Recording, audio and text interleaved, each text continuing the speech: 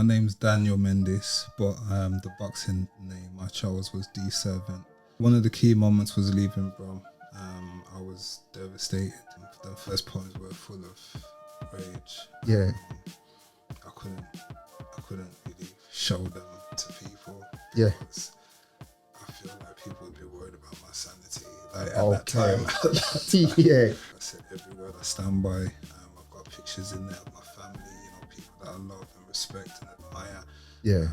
So yeah, I can close the show and be happy with what I've produced for sure. Yeah.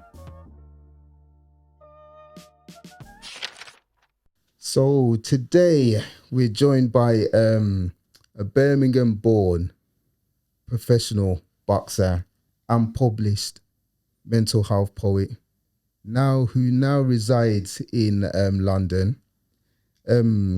He's battled his way with many obstacles, but found comfort and solidarity in poetry. At the age of 16, had to leave Birmingham for London, and he began his poetry writing in 2001. So we're going to have an upfront discussion today, right, and explore a range of topics which, as men, we don't normally explore these things. And I think this podcast, also this platform, we're using it as a vessel to understand the life and times of some of our inspiring people that we connect with throughout our journey. But before we start, right, I'm going to let you introduce yourself, who you are, and what do you do. Thanks for the intro. Yeah, that's very positive, man. I appreciate that. Who am I? I mean, I say to the people that I work with, I'm a man that's made many mistakes, but I'm also a man that's trying to progress and do right in life. And I feel like all the mistakes I have made have put me in a position where I'm able to mentor and help other people not make the same errors I've made previously. Yeah. Thanks for passing through, because I know we've connected a few times over social media, and we haven't really been able to get this episode going, but I think it's divine order, because you reached out and we were available, and we turned this round in less than 24 hours. So yeah, it's really, really good. It's really, really good. Yeah, no, I hear that. Certain family members haven't seen me yet in Birmingham, so I apologise. But yeah, we're here. And how's Birmingham treating you? How are we treating you over here? You know what? It's different because I feel like I'm like, forgive the language, but I feel like a bit of an OG when it comes to Birmingham. So when I come here and I see, there used to be a point where I could go to town and I'd always see someone I knew. Yeah. Now I come to town and I see no one. I'm like an alien. My sister calls me a foreigner here. But this is always going to be my first home. It's always going to be my first home, and no one can take that away from me. The lessons I've learned here have paved the way for my future. So I can't knock Brom. I'm always going to have love for Brom. Yeah. So having said that, and for the listeners may not know your name or anything, right? So let's start with that, because at least we're going to set the scene now for the viewers just to know, who you are. Yeah. So my name's Daniel Mendes, but the boxing name I chose was D7. Okay. So if you on my social media, it would be D7 Mendes. The reason for that was when I decided to become a boxer. I'm aware that boxers have, alter egos or boxing names, and no disrespect to them, but some of them have names like Body Snatcher and what other names are there out there? You've got those. Was it Haymaker and all? Haymaker, all these devastating, destructive names, and I'm just thinking, that's not who I am as a person. I want something that I can stand by, something that people that know me can see that name and think, you know what, that's who Daniel is. Yeah. Not some macho, Daniel the Lion or something heroic. I'm just me. And one of the things that I think I am first and foremost is a servant of God. So that's why I chose the name D Servant. Yeah. Obviously D is for the Daniel, but I'm also a servant first and foremost. But even in choosing that name, I had people say, don't do that, try this, try that, speed kills, they gave me all these other recommendations. Yeah. But I just wanted to stay true to myself. And yeah, that's who I am first and foremost. Yeah. And we're going to kick this off like this, Daniel, because as we grow in age, and we was talking a little bit about it off camera, we're able to look back and reflect on some of those key moments in our life that has really shaped the person who we are today. So what would you say are the early events that when you look back enables you to understand why you do the things you are, or why you've become the person you are today? Yeah, that's a good question. I think one of the key moments was leaving Brom. I was devastated having to leave. Everything I knew was here, my family, my friends. When you're at a certain age and you've got that popularity, everyone in your area knows who you are. I felt like leaving that was just the end of the world. I'm going to go somewhere just unknown. I was heavy in the weed at the time as well. I'm thinking I'm going somewhere, I got no deal, I know nothing. Like, I'm done. So that was a big transition because me being taken out of that circle, it kind of enabled me to think for myself. When I was young, when it was like, oh, there's this event or that event, the first question I'm asking is who's going? Who else is going? Who else is going? And if there wasn't enough people to go with me, I'd be like, nah, I'm not going there. But when I left Brom, I had no choice but to stand out by myself, step out by myself. So for me, that was a time where I had to show strength and independence. Yeah. And I also was able to find myself as well and not be influenced by, my peers and my elders. A lot of the friends I had in Birmingham were older than me, and also misguided. So I was just following their lead, even though they were also misguided. So for me to step out of the circle and try and just see things for myself and take leadership myself, it was a big transition. For sure. Yeah. And was you at the age of like schooling, or was it college ages when you left Birmingham? So in year 11, I got permanently excluded from secondary school, but they didn't send me to like a pre or anything like that. They just sent me home basically and said, just come back in for your GCSEs. So I didn't have no schooling for my last year of year 11. Was that in London? That was in Birmingham. Oh, okay. Yeah. So then I went back in for my GCSEs.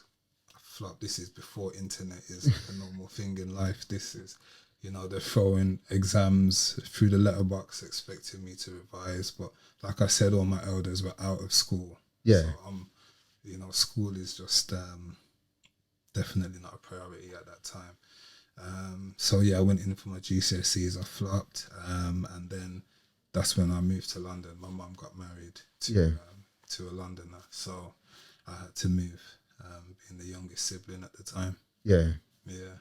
And I did read something where, and this struck for me because I started reflecting on kids, and you mentioned that at the time a decision had been made, and it's a decision that you didn't want to go to London, where you felt powerless, and that you just had to go. And I started to reflect on a 16-year-old. How would you feel moving to London? Because at those ages, you're angry with life anyway. You're just angry about everything. You go through that silent period where, when you stop talking to people, that happens at that age. What was going through your head when you landed in London? I was angry at everyone, if I'm honest. Like, And then there was people that were mad for me, but they weren't helping me. So I'm like, if you're not gonna help me out, you know, I don't really care for your emotions right now. I just needed help. But yeah, no one was willing to offer out a helping hand and say, "Oh, come stay with me" or whatever. Yeah. So yeah, I had no choice. I went there just mad, and like I said, I had no friends when I moved to London, so it wasn't like I could confide in anyone. Well, I felt that way anyway. Like Yeah. I couldn't. So yeah, that's when the pen and the paper came out, and I just started venting that way. Yeah. And you know the first, because we'll go on to the poetry side of it now, because you mentioned that you used it as an outlet to venture out. You know, when you first started penning, I mean, was it a conscious decision to just start penning, or was it just, you know, out of anger, you found something that I'm going to just write down all my emotions? I'd say it was probably a bit of both. I was definitely angry. Yeah. And you know, under that roof, there was no one I could really, or I felt was worth giving that anger to. Yeah. So I thought, you know, I just need to, you know, and you know, my musical influences as well at the time helped me just think, you know what, let's just put pen to paper and just do it that way. And yeah, like I said, the first poems were full of rage. Yeah. I couldn't really show them to people Yeah. because I feel like people would be worried about my sanity. Like at that time. Yeah. So yeah, I just wrote them and just kept them to myself at the time. Yeah. Did you feel that it was you? Did it help you in terms of like offloading? It did. But what I find with my poetry is that when I'm going through something, I'll write it down, and then I can actually see. It's like a prescription. Yeah. So I can see what the problem is. Because sometimes I don't know. I just know that I'm not happy, and then I'll end up writing, and I'll look at the poem and be like, okay, this is the problem. Yeah. So it's like a diagnosis for me. So it enables me to deal with it, and then once I've dealt with it, then following that, I'm open to share it. Yeah. But while I'm dealing with an issue, I feel like that's not the best time for me to talk about it. Yeah. Yeah. I feel like I just need that poetry to just do that one-to-one reflection. Yeah. I can digest it, come up with a solution or a formula, and then I can discuss it and share it. Yeah.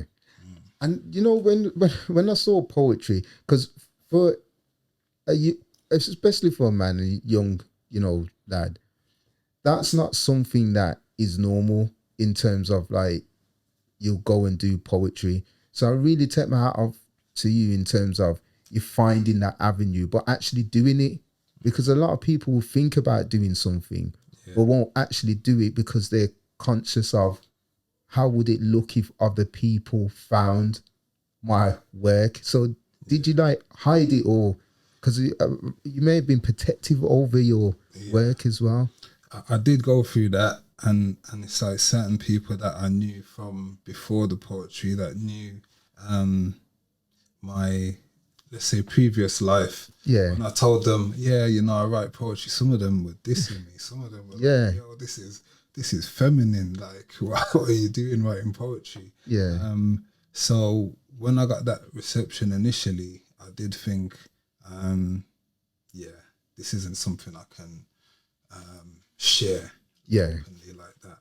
And even with the book coming out, again, it was a moment where I thought, am I okay sharing this kind of stuff with people? Yeah. But what I would say to anyone who's writing, someone somewhere is going through what you're going through.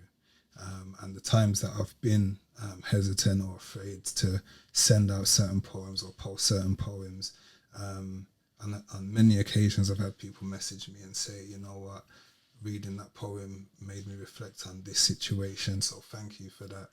So it's people like that keep me going, that keep me kind of wanting to share my poetry, and like I said, the same reason I would encourage anyone else to share that someone somewhere is going through something exactly the same. Yeah. So yeah, don't be afraid to put your story out there. We all have a story, so Yeah. don't be afraid to share it. And I think that's why this platform's so important and why we're trying to push that message, because we're trying to normalize things. You know, as men, there's certain things that we go through and we mask it. We don't talk about it. We don't openly share it and offload. Yeah. And the harsh reality of it is like suicide rates and things like that, or you go out and do something that lands you in trouble because you haven't had someone to speak to and calm down. There's someone that good friend of ours, and we did an episode with him, a spoken word poet from the Midlands called Dan Man. He said exactly the same thing that you've just said. He started penning stuff first, then he found the confidence to start performing. And what he does is he writes how he's feeling down in spoken word poetry, and it's a really, really good avenue. I mean, for you, it started off very angry. Yeah. When did it start to shift in terms of, you know, the things that you were writing became less angry and around, you know, your thoughts and your feelings and so forth, and it started to become a little bit lighter? I wouldn't say they got lighter, but it definitely got deeper. Okay. I think one of the things was, you know, I'm very close to my mum, Yeah. and a lot of the things I was writing were things that I felt that I couldn't show her.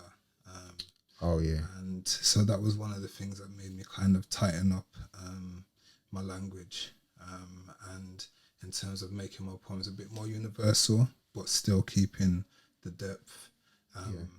So she was definitely a key factor. Yeah.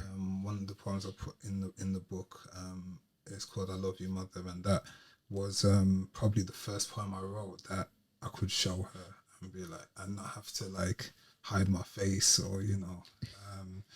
So she was key, and then I just think it's just maturity, and again the musical influences that I have, learning from them, and the reasons I respected them was that they were real and they have depth, and you know, in order for me to respect what I do myself and stand by every word, I needed it to be real and have depth. So that was another reason for the transition. You Yeah. know, my role models.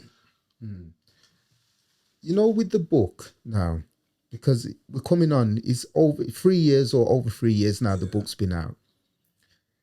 What made you decide now to pulling all your poetry together and putting it in a book? Because that's another, I think, a big stage, because now you're sharing it not only with people around you, but now you're sharing it with the world. Yeah, I had a lot of influences in that sense. Like my brother was one, you know, because he says, you know, what are you doing writing all these poems? Is like you're just gonna put them in the safe and no one's gonna see them. And when he said that, I thought, you know what, that's true. So that was one reason I felt I need to share them. I had a couple offers from publishers where they were asking me to pay money to have my book published, and I felt like, not to be big headed, but I felt like my word was worth more than that. Yeah. I shouldn't have to, you know, put money towards it. So it got to a point where I was a bit stubborn, and I was like, no, I'm gonna wait and see how the boxing unfolds. Yeah. And hopefully, if the boxing can go my way, doors will open for me, and I won't have to, you know, spend anything to share my word. And then pretty much that's what happened. Yeah. I was able to get my book published for free. Okay. So, you know, I feel like the patience and stubbornness paid off to a degree. Yeah. But yeah, I was very nervous. I was extremely nervous because it's, you know, when I do perform still, and I find sharing my poetry and talking about my poetry is more nerve-wracking than jumping in the ring and Oh, is it? like 1,000,000%. Yeah. 1,000,000%. So there was definitely nerves, but because I can stand by every word that I've wrote, Yeah. it made things a bit easier. Yeah. And I've done my best not to offend anyone or shine a negative light on anyone, Yeah. other than myself at times in some of the poems. Yeah. So again, that gave me a bit more confidence, like I'm not throwing anyone under the bus here, Yeah. apart from me. But hopefully people can relate to my errors and learn from them. Yeah. You know, with that nervousness, because I wouldn't have thought that, but you know, because of that nervousness, is that because you're sharing your deep inner thoughts? And I think vulnerable may be the wrong word, but you're leaving yourself open and vulnerable. Yeah. Does that play a part in it? Yeah, 100%. You know, when you jump in the ring to fight someone, you just expected to fight, and like that's it. Yeah. You're not expected to share anything personal or anything, any vulnerabilities. It's just, you know, the bell goes, okay, let's throw fists. You know, it's that simple. But when it comes to poetry, poetry is so diverse. You could talk about anything, literally anything. But all my poetry is so personal and so real. So anything I say, it's close to home. Yeah. And, you know, I talk about, you know, depression. I talk about my experiences with racism. I talk about abortion. I talk about so many sensitive topics, Yeah. topics that have brought tears to my eyes at times. So for me to stand in front of a crowd and just deliver that in front of strangers, for me, that's so much more Yeah. wrecking than yeah, throwing fists for sure. Yeah. I mean, because we want to talk about the boxing as well. But before we go on to the boxing, you know, when the book was when it was first launched, Yeah. how did that feel? I feel like that's my baby. I'm not gonna I feel like it's my baby. Because me and the publisher, we've gone back and forth, multiple emails. They sent me about 7 copies of the book, and like the first copy they sent, I'm like, no, this is wrong. Let's change this. Let's do that. And then yeah, that happened 7 times Wow. until we finally got there. So when it came, I thought, yes, this is my baby, and you know when I'm no longer here on Earth, my book is gonna be here. Yeah. So I feel like that's my legacy. You know, regardless of what I've done with the boxing or what I may do in future with the boxing, for me, the book is my biggest accomplishment. It's something Yeah. I started from 16 years old. Yeah. And I never imagined getting published at that age. Yeah. So this has been a long-term achievement. And like I said, every word I stand by. I've got pictures in there of my family, you know, people that I love and respect and admire. Yeah.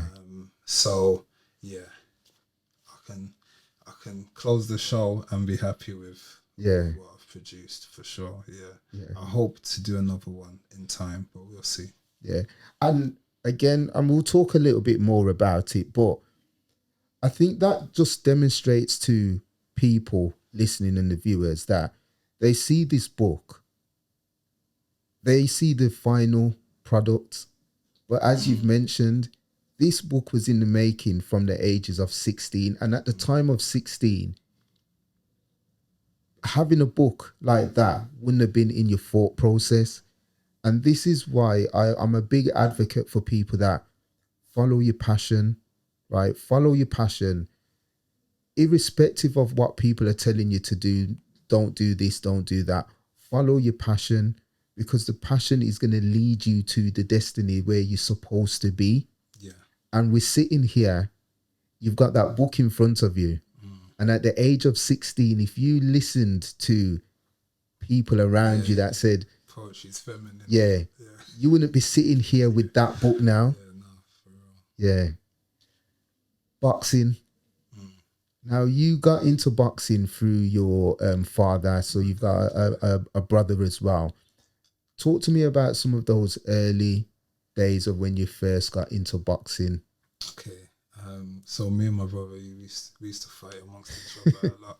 We used to scrap a lot, and yeah, it got to a point where my mum was unable to manage. You know, you got 2 big teenagers just rolling around on the floor scrapping, and yeah, my mum reached out to my dad, and my dad was a former former pro boxer. Yeah. So, my dad came and he was just like, listen, you shouldn't be fighting each other. He said, you two should be teaming up and beating up everybody else. He's right though. So he took us to the gym, and then that's how we learned how to box. We learned like the fundamentals from that age. We went for about maybe 6 months. We learned the basics, and then we kind of stopped going. But he was the one that kind of planted the seed in terms of learning the basics. And then later on in life, when I went to uni, that was when there was a boxing club literally on my doorstep. And I went back into it just to kind of get in shape and do something I was already familiar with. Yeah. So yeah, that was the second stage in me pursuing the boxing. Yeah. And again, I don't know, we're going to dance a little bit around now, right? But I think that what you've just said is another key nugget for people to take, because you mentioned leaving school, right, without GCSEs. Yeah. But you went to university. Yeah. And you're in the schools now anyway, which we'll talk about, but you're in the schools with young people that are not in mainstream school. And I think this message is for those young people listening. Although the school journey may not end positive, you can still get into uni. You can still, get there. We can't write off these young people. Yeah. This is something that I do preach. Whether you get the GCSEs or not, it's not the end of the world. You can still find success. It would just make things a little bit easier if you did have them. And what I found in my situation was, I didn't leave. I think I got 1 C out of all of my GCSEs. So I was in a position where I had to do an extra year at college. So I had to do 3 years at college before I had enough credits to get to uni. But the thing is, with some people, with that age group and that mentality and background, you say to someone, okay, you need to do an extra year in college now. The first thing they're going to think is, forget that. That's long. Forget that. So, and they end up in not moving. They end up stationary in that same position, whether it's unrolled or whatever. They're not willing to progress because they see that extra year as too much. So, luckily, I was in a frame of mind where I felt like I'd failed, and I had a good support system around me in terms of my parents and my family. They had high expectations. So for me, I felt like, okay, I've messed up. I have to fix this situation. So the extra year for me was a chance for me to prove that I am worthy and you don't need to be ashamed of me. I can do this. So I used that extra year to just demonstrate my ability. And then, 3 years later, I got to uni. And I did have people in my school, like, I would bump into them when I came to Brum to visit. Say, I never thought you'd get to university, Like, man. Yeah. Did you have people kind of like behind you, supporting you and backing you and saying that, you know what, do this, do that? Or was it just all down to your own willpower in terms of, I need to change my situation, I need to, do this? I'd be lying if I said everyone was behind me, because they weren't, and it's not shade on them. I just feel like sometimes change is seen as like a bad thing, like a negative, and people want to throw shade on people that have changed. Be like, oh, Mendes, he's changed, or he's left Birmingham, he's changed now. But for me, it's like, I can't be the same 15, 16-year-old when I'm in my 20s and 30s. Like, I can't. For me, that's an insult to myself, my intelligence, if I'm still the same teenager I used to be. So it wasn't all love and support. There's a few friends that stand out. All of my family 100% wanted me to fix up and do better, but there was definitely a collection of friends that thought I had lost my identity, wanting to change and do better for myself. And credit to them, they made their feelings clear. They didn't hide it, you know. But yeah, it was a case of, I need to do what's right for me. Yeah. And then certain lessons that I learned in life where things did go a bit pear-shaped, things on the road went a bit, off top. And I'm seeing these people talking the most, running off and, just looking out for themselves. So I'm thinking, okay, as much as you preach this, Yeah. you're not really living this. So yeah, I just watched and learned a lot. Yeah. And decided, I need to do what was right for myself. Yeah. And is that why you're so passionate in terms of what you do now as well? Because you are in the schools. So what do you do in the schools? So when I first started, I was like a pod leader, they call it. So you're responsible for a group of maybe 8 to 9 kids. Yeah. You escort them from lesson to lesson. You're their mentor. If Yeah. they've got any difficulties with their subjects, you help them out. Yeah. You're also like a counselor. Any issues they have with attendance, life, academics, Yeah. you're kind of like the big brother in a way. So some of them will confide in you more than they'll confide in family members. Yeah. They'll see you more than they see certain family Yeah. members. That's true. So that was my position in the beginning. Now I kind of have the whole floor, so I'm able to speak to all of the kids and develop a relationship with all of the students that we work with. And I also keep an eye on the other mentors, up and coming mentors Yeah. that have started the school. So yeah, it's kind of like a supervisor role also now. Yeah. And with the boxing, because I know we went down that lane with the schools, but going back to some of the boxing, at what point did you start going pro? If I'm honest, when I first started boxing, I was drinking and smoking every day. I had a Okay. beer belly, and my family, they're all in shape. So I kind of stood out, and my family were like, "Oh, pot belly." My brother used to call me pot belly. Yeah. So when I first went to the gym, I was just like, said to the coach, I'm like, okay, I just want to train and get fit. I don't want to fight no one. So I just started training. But then because I had started in my teens through my dad, Yeah. I was kind of ahead of everyone else at the gym. Oh, yeah. So the other people there, they would see me training and be like, "Oh, you're good, man. Why don't you try and like go amateur, have a fight?" And then sooner or later, I thought, okay, let's try that. Yeah. And then it was just that kind of ambitious nature. I just wanted to try and move my way up the ladder. Yeah. So then I decided to try and spar, and the spar went well. And then I thought, okay, let's try and have an amateur fight and see how that goes. That went well, and I was kind of comfortable as an amateur for a good few years. And then in one of my last fights as an amateur, I dislocated my knee. Okay. And at this point in life, I was a personal trainer. Yeah. So I had to pay £800 rent to use the gym as a PT. Right. So these times I'm on crutches now. So I've gone to work and I've said to the boss, I said, I can't really PT right now. I'm on crutches. Do I still need to pay rent? And she says, yeah. She says, if you're living in a house and you go on holiday, you still need to pay rent for the house. It's like, okay. So I'm like, okay, I've done all this boxing thing and I can't walk properly right now. I've got nothing to show for it. I'm in a deficit. So that kind of made me think it's time to go pro and do this and earn something.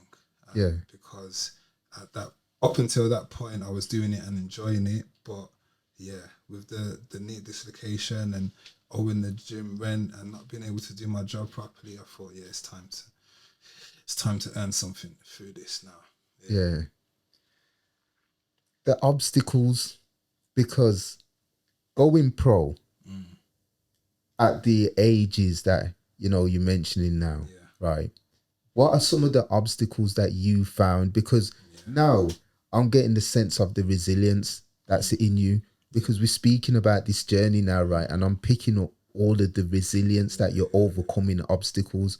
What was the other obstacle that was thrown in front of you? My age was definitely an obstacle. I'm going up to coaches and because when you go pro, you need a pro coach and a pro manager. Yeah. If you haven't got any of those things, you can't turn pro. Oh, is it? Yeah. So I'm going from gym to gym, social media, contacting coaches, and some of them are like 29. Nah, it's too old. A coach I spoke to, Mr. Forbes, he was like, you're black. He's like, oh, black people don't support black people. You need to be able to sell tickets if you're going to be a pro. So if you can't sell, then there's no point. So everywhere was an obstacle after obstacle. But I feel like, and it's something I would advise other people as well. If your intentions are 100% pure, Yeah. genuine, and you feel like your decision is not going to cause harm to anyone else, you got to go with that. Yeah. You got to go with that. And that's exactly what I did. I didn't give up. I just kept looking for coaches. And then, sooner or later, I found one that was willing to take that risk and take me on.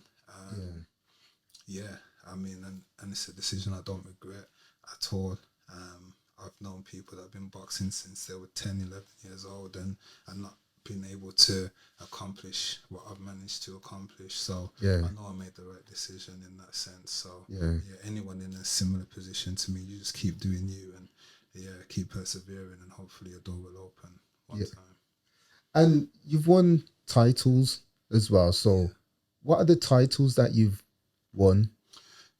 For me, they're nothing major. It's just Southern area titles that I've won on 2 occasions. But even that said, majority of people that turn pro don't accomplish that.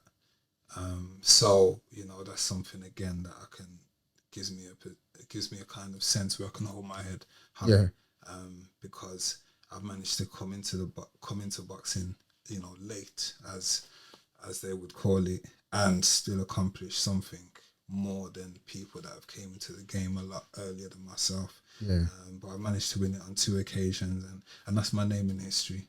That's my name in history, and I'm hoping there's more occasions to come.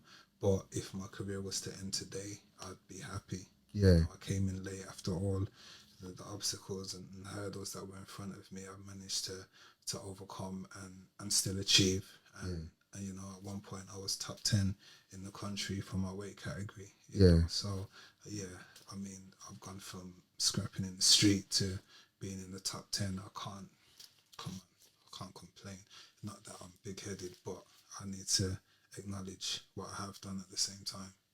I think it's important that you acknowledge what you've done, because although you've said that, to you it's probably not that massive thing in the boxing world, but if you look at it, number one, it takes a certain type of discipline.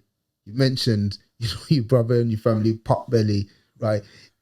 To get to the stage of that age, right, to get into the ring and win a title, it takes a different type of discipline, a different type of person or a mentality. And what I wanted to explore with you is, because we spoke about the book, people see the finished article. But when you jump in the ring, people see the finished article, like you're in the best shape. You're at the peak of your shape because you've been training for that moment, right? So you're in the best shape of your life. People see that, but they don't see what happens, the journey to get there. And that's what I want you to touch on, because it has to be mentally draining as well. It can't be easy. It is. It's tough because as much as you want people to understand, they won't really understand unless they're in your shoes. But with boxing, it is a lifestyle.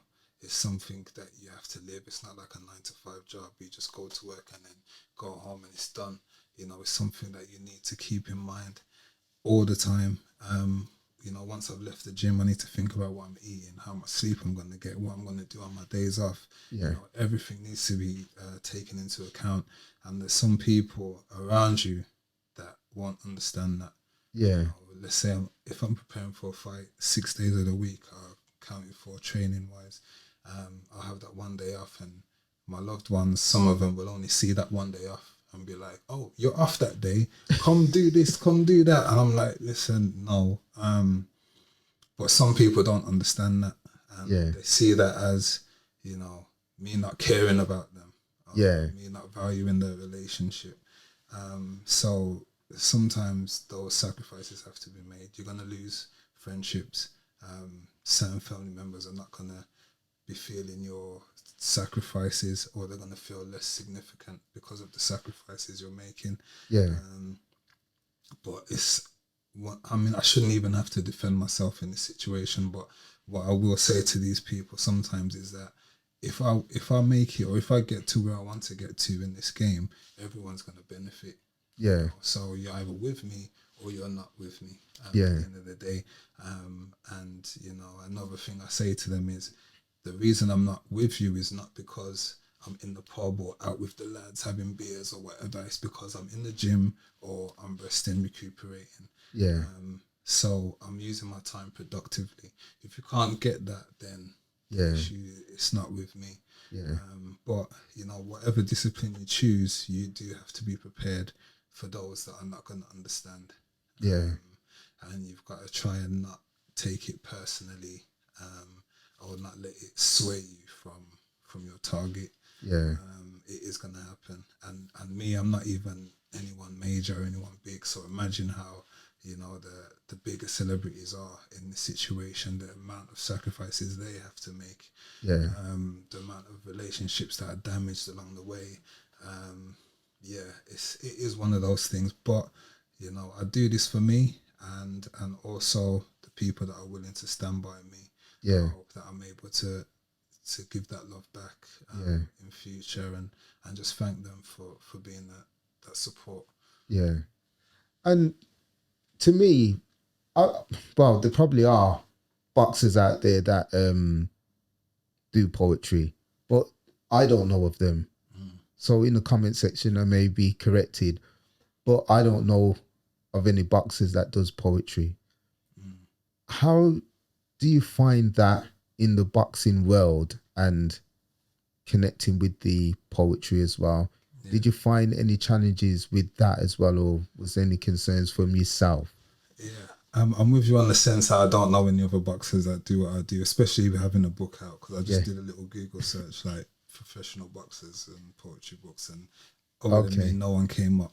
So as far as I'm aware, I think I am the only one. But in some ways, I feel like it opens doors. I feel like it surprises a lot of people. Because I think they expect boxers to just be about, you know, throwing hands, violence, fights, let's go, you know. But I feel like I have a bit more, well, a lot more depth. And I feel like all boxers do have more depth.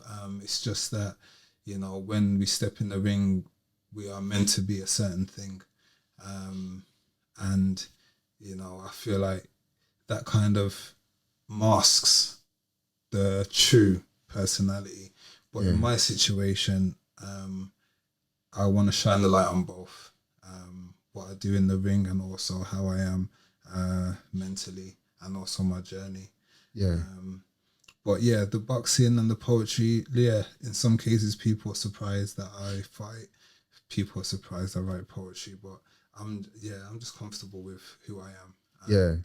And as long as I'm doing things that I can stand by, I don't need to hide and tuck away in the corner. I'm happy. I can't complain. You know, everything I do is what I represent. And, you know, with my day job, my poetry, the boxing, these are all things that I've invested my heart into. So I got no regrets. The thing is as well, which something that you said, which is very important, is that raising awareness, because the boxing allows you to, it opens doors and you can raise awareness, because this, what you're doing is what we're trying to do on this podcast as well, is normalize things. Because as boxers, as you mentioned it earlier on, some of the more high profile boxers, they go through things as well. But even if it's one person that listens to this podcast that's in a professional sport, they will see that, you know what, this is changing the direction And it's okay for me to say that I don't feel okay. Yeah. Or it's okay for me to follow my passion to release stresses that I'm going through. So whether it's art, whether it's poetry, whether it's anything, it's okay to go against the grain because you're not harming anyone. And what you're doing is you're saying that I need this for me to make me feel better. It helps me. So that's a good thing. Thank you. There's a picture in the book, right? And we talked about this picture. Yeah. But I'll let you talk about it in more detail, because when we started reflecting on this picture, we would never know at that ages the significance of this picture. So I'll let you explain the picture in the book. Okay. So yeah, the primary school I went to was called Nelson Mandela School. And in 1993, when he was released from jail, he did a little tour and went to a few, key places. And luckily, my school was one of those places. Yeah. And the teachers in the school decided that they wanted me to be the one to greet him when he came out of his car, to shake his hand, say welcome to Nelson Mandela School, and hand him a picture of a few students in the school, just something for him to take back home to remember us. Yeah.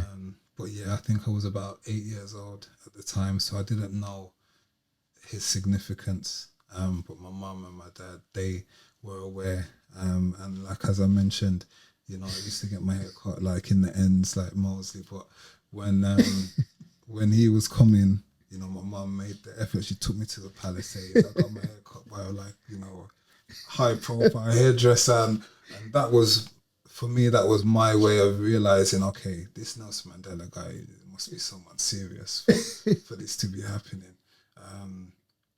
So yeah, it didn't quite sink in at the moment, but when I got older and educated myself on who he is, him and Muhammad Ali, in my opinion, they were the last two great men, high profile great men, that we had on earth. So I feel like it's an honor that I got to shake his hand and look in his eyes. It's a shame I wasn't older and I couldn't have, taken some more wisdom from him, but I'm more than grateful for the opportunity. And that's why I always try to start these podcasts about connecting the dots.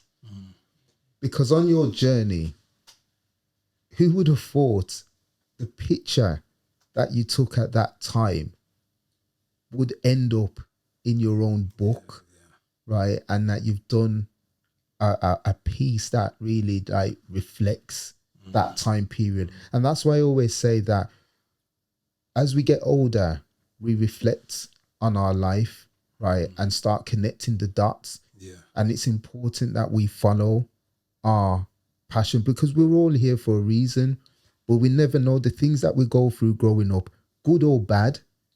It's a setup for what we're doing in the future. Yeah.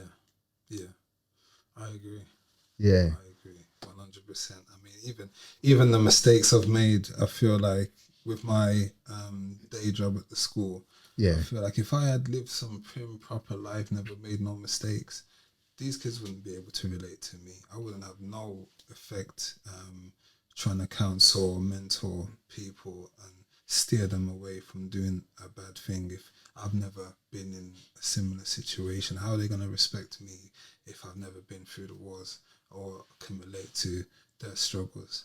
So as much as I wish I found focus at an earlier age and didn't make some of the decisions I made, I'm also happy that I've managed to overcome those hurdles, and I can be an example of strength and perseverance, and show them that despite certain mistakes you may make in life, it's always down to you to turn things around, and it's always within your ability to turn around. Yeah. In your book, there's a poem in there, right, titled Memory Lane. Yeah. You've said that's your favorite one. Why is that? Yeah, it's definitely one of them. It's definitely one of my favorites, and it just reminds me of a time that I feel like the older I get, the less people on earth will be able to relate to it. So I kind of feel privileged that I've lived that, I've experienced that. I've been, as I mentioned in the poem, my, before social media, you know, um, before that, life was completely different. The whole celebrity culture, people that are of influence now were not the same people of influence when I was when I was younger.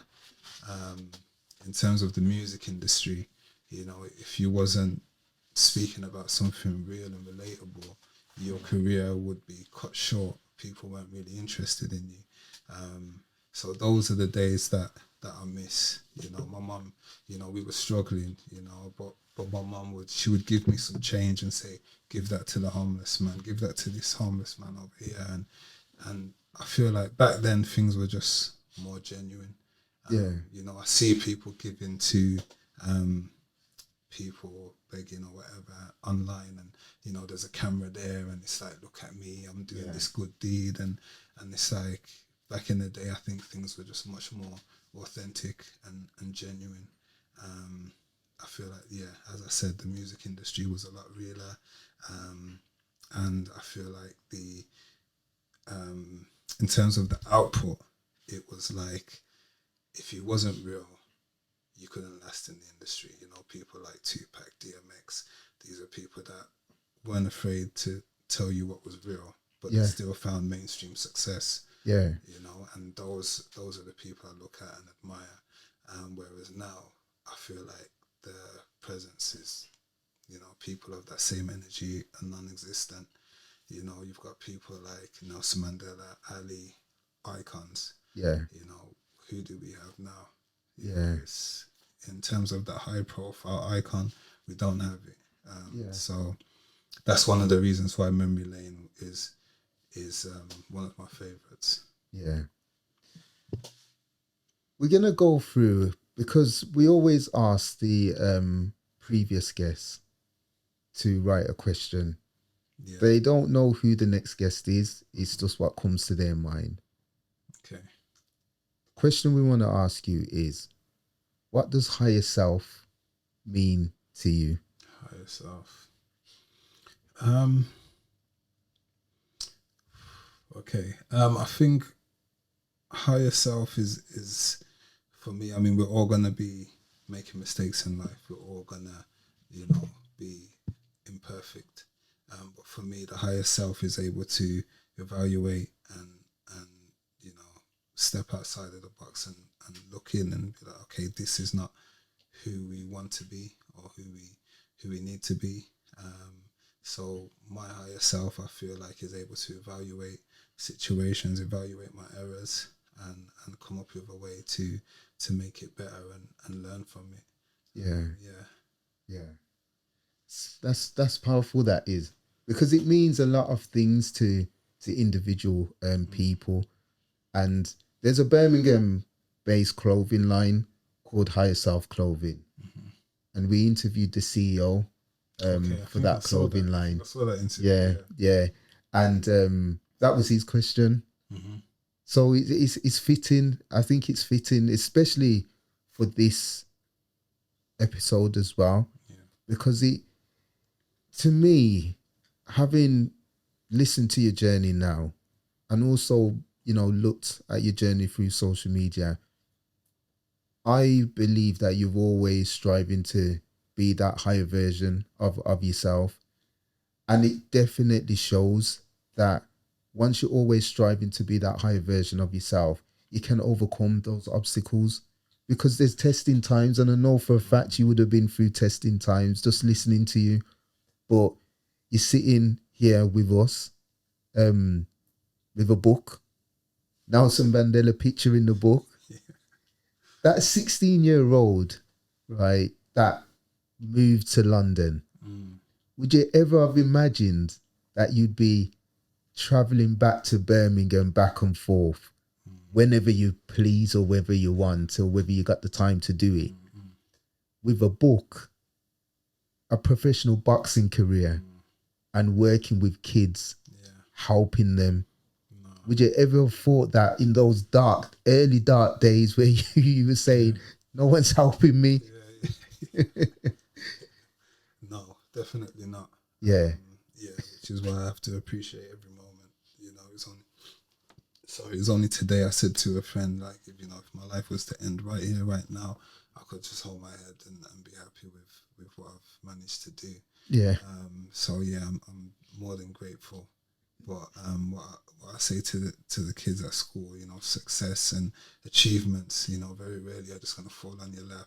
It's something you have to work towards. And it's something you have to put the work in and make those sacrifices in order to achieve. And no one that knows my story can say that's missing. I've clearly done that. Yeah. Sacrifice after sacrifice. I can look back on the wars, the blood, sweat, and tears, as they say, and be like, it was for a good cause, and I've earned my position, 100%. Yeah. If you could look back, and it could be the 8-year-old, it could be the 16-year-old, or any age time you feel, or if you could go back, knowing everything you know now, and go and speak to that younger Daniel, what are the few things that you would say to him?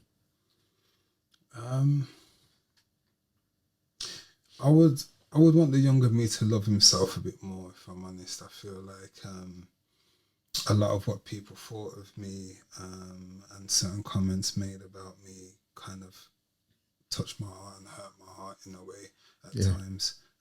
So I would tell the younger me to pay no mind to that, you just do you.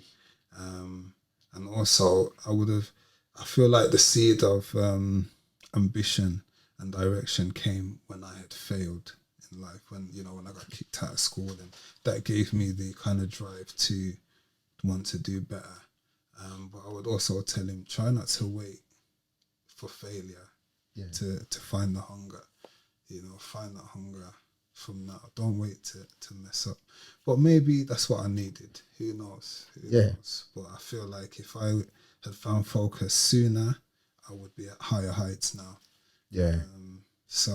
That's one of the things that I kind of debate with myself. Did the struggles help me progress, or were the struggles and the mistakes I made a delay in the progress? Yeah. Finally, you work in the schools, and you have reach for the young people that you work with. Well, now with this platform, regardless of how small or how big it is, it opens you up now to speak to more young people. What are some of the things that you would say to young people now that are either facing a crossroad, maybe in their room, facing some dark times, or having difficulty in the educational system, may have been kicked out of school as well, or at the verge of being kicked out? What are some of the probably key things that you would want to say to them if they were watching or listening? In response to the first part of the question, don't be afraid to branch away from your friends. Some of your friends are a bad influence. Everyone has a different path in life. So don't feel like what your boys are doing is what you need to be doing as well. I say to the students I work with, your boys, when you become a man, your boys are not going to pay your bills and take care of your kids and your missus and stuff like that. You're going to need to do that by yourself. So find strength in standing alone. There was a point, like I mentioned, I wouldn't go nowhere without my boys. I was always with my friends. But I feel so much more power now moving by myself, not having to take responsibility for their actions. When you're out with a mad friend and they do something crazy, and because you're there, you got to kind of take that role of protection, defense, or whatever, and then you're kind of known for what they've done and so on. It's kind of like a babysitting situation at times. But what I would say is just find strength in standing alone. Yeah. Stay true to yourself.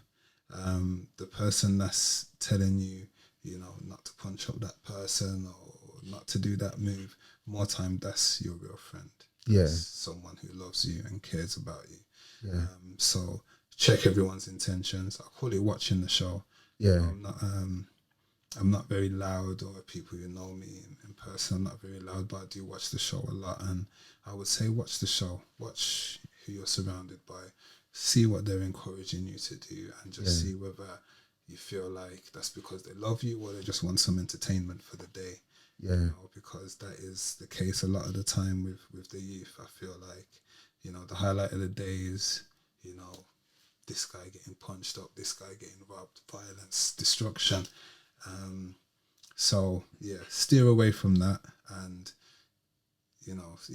focus on something that you feel is you, not who you feel like you're meant to be because of your peers. Thank you. The second part of the question, with regards to the education system, even though I work at a school, I'm not going to be biased and say, if you fail in school, you're done, you're finished. It's not that. It does make things harder. The system we're in, it's like life is a game to a degree, and in order for you to be ahead of the queue, the school system, academics, qualifications are definitely gonna help you. They're not going to be a hindrance. I can guarantee you that. However, if you don't have those qualifications, it doesn't mean you're doomed or your life is just going to go down the drain. You may have to work a bit harder. I feel like I'm an example of that. I've had to work a bit harder, but I've ended up in a position where everything my name is associated with professionally is something I can stand by. Like I said, it took a bit of work to get there. However, I'm there now, and it was through perseverance, patience, discipline. So yes, if the school system doesn't work for you, please find a passion, constructive passion, and just execute it. Don't be idle. Yeah. Thank you for sharing that, Jay, and thank you for being so open and transparent as well, because I think these discussions only happen and only work with transparency, honesty, and laying bare. And I think that's, a testament to you as well, is that confidence that you're showing you're comfortable in your own skin and you're comfortable with the things that you put out there because they're good intentions and it's positive. I mean, before we close today, and I know we're going to put you on the spot a bit, we'd like you to recite one of your poems from your book. We talked about memory lane. Yeah, it's only right. So it's only right that we get you to recite that. So we'll let you start. Yeah.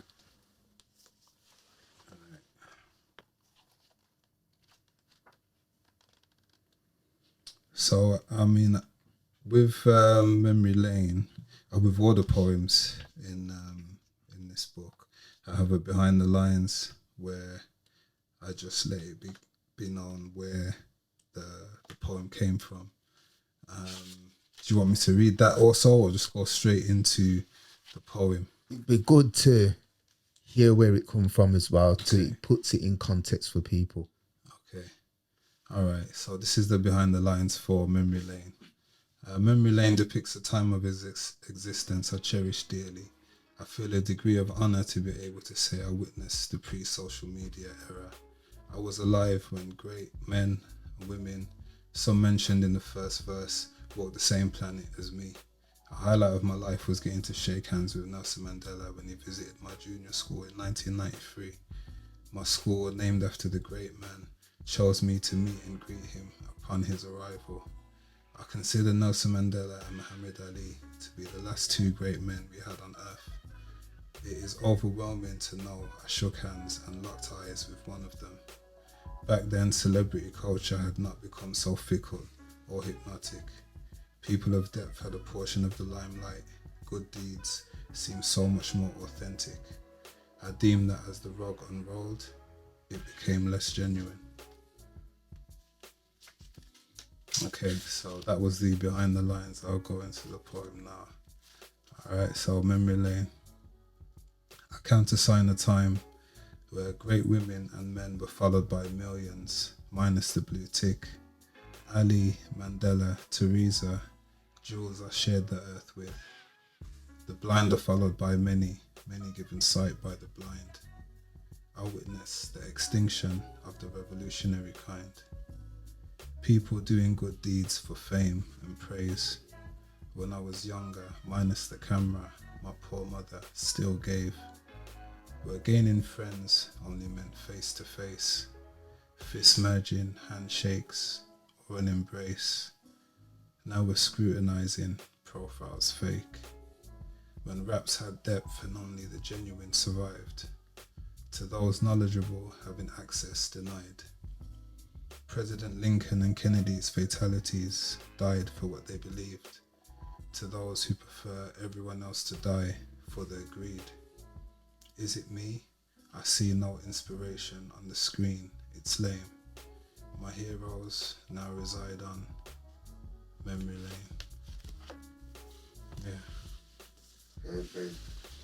Thanks. That was very deep. And I think it's a fitting end to a wonderful, wonderful discussion. Thank you. Hope you have a safe journey back. Thanks. And you're always welcome whenever you're in town. Yeah. You're always welcome to pass through. Our doors are always open. And we always wish you as well. We also wish you the best success in your journey as you proceed on this journey of life. Thank you. Appreciate it. Thanks for having me. Bless up.